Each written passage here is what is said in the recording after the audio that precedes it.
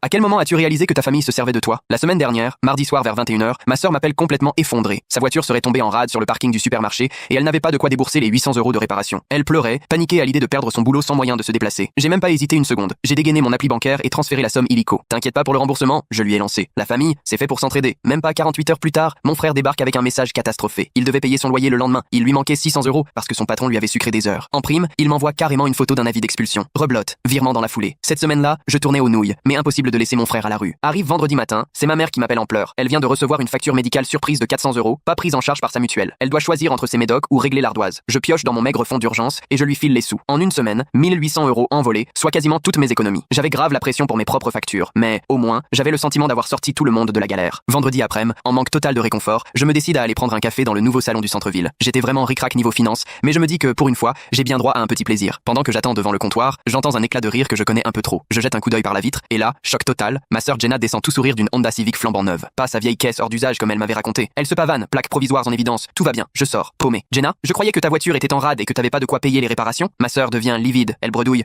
Oui, enfin, j'ai eu une super occasion pour celle-là et le garagiste m'a conseillé de changer carrément. Là, forcément, j'ai commencé à tilter. Ça sentait vraiment l'arnaque. Prise de conscience immédiate. Je fonce sur Instagram et je mate les stories de mon frère. Toute la semaine, il s'affiche dans des restos hors de prix, des bars branchés, il parade avec son nouveau matos de gaming. On a vu mieux comme mec en galère de loyer. Et en plus, je me souviens du sac de créateur de ma mère, arboré fièrement la veille, alors qu'elle me remerciait à grand renfort de câlins pour avoir sauvé sa peau, côté facture santé. Sérieux, j'avais la nausée. Je me suis posé dans ma voiture, j'ai compulsé mon appli bancaire et pris en photo tous les virements. Preuves à l'appui, j'ouvre une conversation de groupe avec eux trois, le cœur qui tambourine. Salut la famille, juste une petite info intéressante découverte aujourd'hui. J'envoie d'abord les captures d'écran, 1800 € envoyés en 4 jours. Ensuite, la photo volée de la Honda Civic, les stories resto bar, post gaming du frangin et un cliché du fameux sac de maman récupéré sur Facebook. C'est quand même dingue. Tout le monde crie misère et fait face à des drames, jusqu'à ce que je vous envoie du fric. Et là, magie, vous vivez tous votre meilleure vie. Forcément, gros clash dans la conversation. Jenna, c'est pas du tout ce que tu crois, je t'expliquerai. Maman, comment tu peux nous fliquer comme un détective? Mon frère, t'es parano, ces postes datent d'avant. Sauf qu'en croisant les dates, tout tombait pile après mes virements. Donc, j'ai ajouté un ultime message. Vous avez raison, je deviens parano. Raison de plus pour que ce soit fini. Je ne vous enverrai plus un centime. Et là, j'ai quitté le groupe, bloqué tout le monde direct. Mon tel s'est mis à vibrer de partout avec les messages solo, mais je n'ai pas ouvert. Ras-le-bol d'être le distributeur automatique maison. Le lendemain, plus de 40 appels manqués, des pavés de messages vocaux. Jenna, en pleurs, jurait qu'elle avait absolument besoin de la voiture pour passer des entretiens. Mon frère, Furax, m'accusait de ruiner sa vie pour quelques photos Insta. Ma mère, grande classe, osait même me reprocher d'avoir brisé la famille pour une histoire d'argent et que je devrais être ravi qu'ils me laissent une place dans leur cercle. Et lundi matin, dernier texto de Jenna, papa est à l'hôpital, il faut 2000 € en urgence pour un traitement. C'est grave. J'ai failli me faire avoir, encore. Mais là, j'ai repensé à la Civic et j'ai eu le réflexe d'aller voir Facebook. Papa venait tout juste de poster ses photos depuis la Floride. Club de golf à la main. Mis en ligne il y a 2 heures. J'ai pris la capture d'écran, envoyé le tout à Jenna avec juste 2 mots. Et c'est encore. Puis j'ai changé de numéro.